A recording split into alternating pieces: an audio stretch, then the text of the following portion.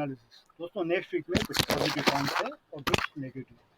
Positive बातों में दोस्तों एफआईस की पोजीशन अभी बाइंग में है और दोस्तों क्रूड ऑयल 94.66 पे आ चुका है, वो बहुत अच्छी बात है। जो 125 से लेकर 94 मतलब लगभग $30 ऊपर से नीचे आया है, तो ये बहुत अच्छा सपोर्ट करेगा मार्केट। विक्स इंडिया दोस्तों 18.92 चल रहा है, 18.91, ये भी अच्छी बात है, नीचे की लेवल पे ही है। और निफ्टी का पी रेशियो जो चल रहा है दोस्तों 20.89 चल रहा है, ये भी मार्केट के फेवर की साइड में ही है। और पीसीआर जो ये वीक का है दोस्तों 80.01 है और मंथली पीसीआर 1.36 है। तो ये ऐसा इंडिकेट करता है कि ये वीक में भी मार्केट निफ्टी पीसीआर के हिसाब से मार्केट में ऊपर जाने के चांसेस जास्ती है। और जीएसटी कलेक्शन दोस्तों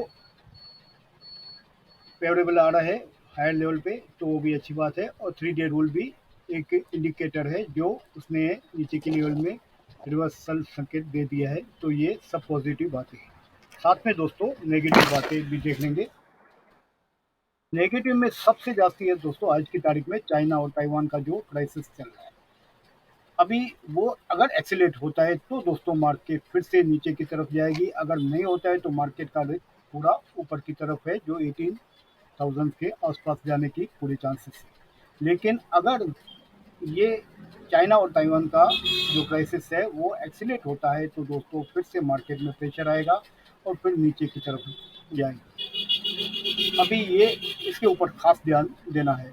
और साथ में दोस्तों रशिया यूक्रेन का अभी भी चल रहा है वार, तो ये भी एक नेगेटिव बात है। इन्फ्लेशन अभी भी हाई लेवल पे पूरे वर्ल्ड में, तो ये भी एक नेगेटिव साइन है।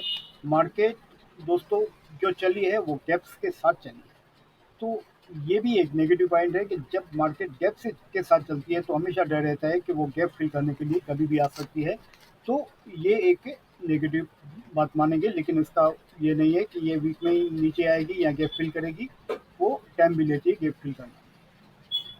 मार्केट अभी दोस्तों लगभग 15,182 से लेकर देखे तो 17,500 लगभग 2300 पॉइंट जैसा चल चुकी है, तो ये एक और बोर्ड जोन में आ रही है, तो ये भी ध्यान में रखने जैसा है। साथ में दोस्तों निफ्टी आरएसआई जो 75.92 चल रहा है वो ऐसा इंडिकेट करता है कि अभी मार्केट वन साइड ऊपर नहीं जाएगा, अगर जाता भी है तो वापस नीचे करेक्शन करेगा। ये आरएसआई ये दर्शा रही है कि वो ओवरबोट में है, मतलब मार्केट चलेगी तो करेक्शन लेके चलेगी। तो ये सब बातें ध्यान में रखे ही हमें आगे की पोजीशन लेना है।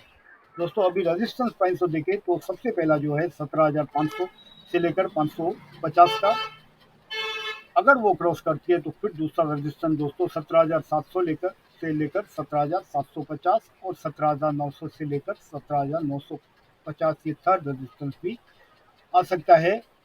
और दोस्तों सपोर्ट लेवल में 17,200 और 220 जो पूरे वीक में लास्ट वीक में वो मार्केट ने लगभग नीचे की साइड में यहाँ तक की आई थी, तो वो एक सपोर्ट बन रहा है अभी।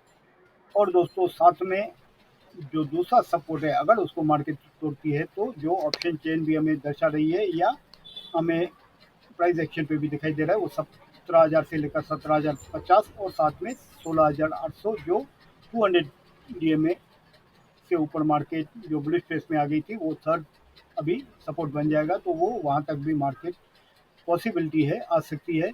अगर ताइवान का इशू आया तो ताइवान और चाइना का जो प्राइसेस और बढ़ा तो फिर 16,800 के करीब आएगी, नहीं तो ये मार्केट लगभग अभी ऐसा बता रही है कि ये 17,200 से ही मार्केट ऊपर जाएगी। तो ये दोस्तों ये क्लियर कट इंडिकेट कर रही है कि मार्केट अभी बिल्कुल जो रुख है उनका वो ऊपर की साइड में है। सिर्फ एक ही प्रॉब्लम जो अभी क्रिएट कर रहा है वो है चाइना और ताइवान का जो इशू है, वो बाकी मार्केट ऊपर की तरफ ही बता रही है। साथ में दोस्तों जो एफआईस का जो डाटा अभी मैं आपको हमेशा बताता हूँ, जो उनकी इस वीक में जो उनकी पोजीशन है,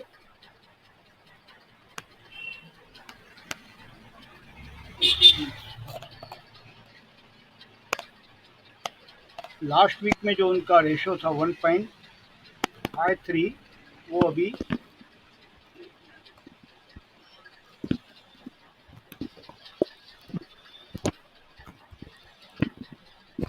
और ये 1.53 वो अभी घट के 1.23 पे आया है। मतलब जो उन्होंने बाइंग पोजीशन लास्ट वीक में बनाई थी थोड़ी सी उसमें कम की है, शायद वो चाइना और उसकी वजह से। तो अभी जो उनकी बाइंग पोजीशन है, इनका रेशियो है 1.23 है, और लास्ट वीक में था 1.53।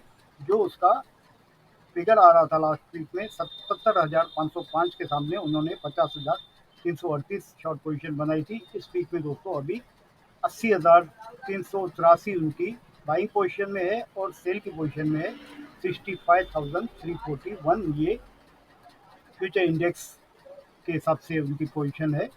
तो ये हल्का सा हमें ऐसा बता रहा है कि वो शायद चाइना और उसकी वजह से उन्होंने पोजीशन थोड़ी लास्ट वीक के कंपेयर में बाइंग साइड में कम की है, लेकिन अभी भी 1 से ऊपर है, 1.23 है, तो वो अभी भी बाइंग साइड में है, लेकिन हल्की सी उन्होंने पोजीशन कम की है। तो ये था एफआईस के हिसाब से। और साथ में दोस्तों हम अभी प्राइस एक्शन पे देख लेंगे कि वो क्या इंडिकेट कर रहा है।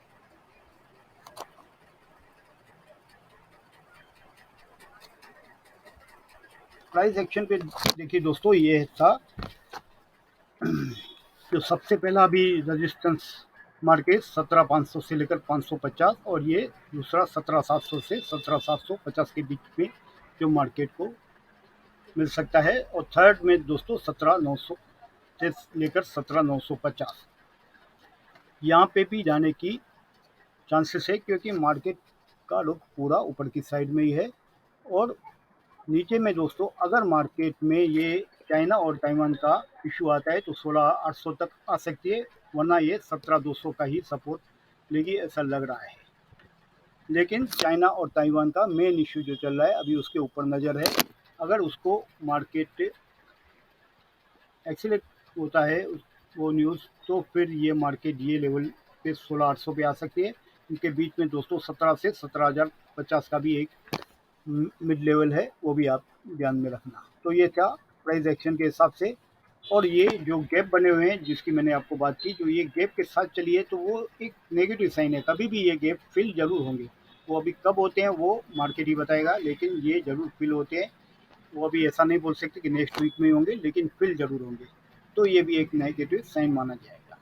तो ये था दोस्तों प्राइस एक्शन के हिसाब से और सपोर्ट लेवल के हिसाब से, और दूसरा जो हमारा पॉजिटिव और नेगेटिव पॉइंट्स के हिसाब से। और दोस्तों लास्ट वीक में जो एनालिसिस हमने की थी उसमें लगभग हमें 690 पॉइंट जैसा हमें प्रॉफिट मिला। उसमें से अगर 55 भी किसी ने उसका लाभ लिया होगा तो 350 340 पॉइंट्स उसको प्रॉफिट हुआ होगा।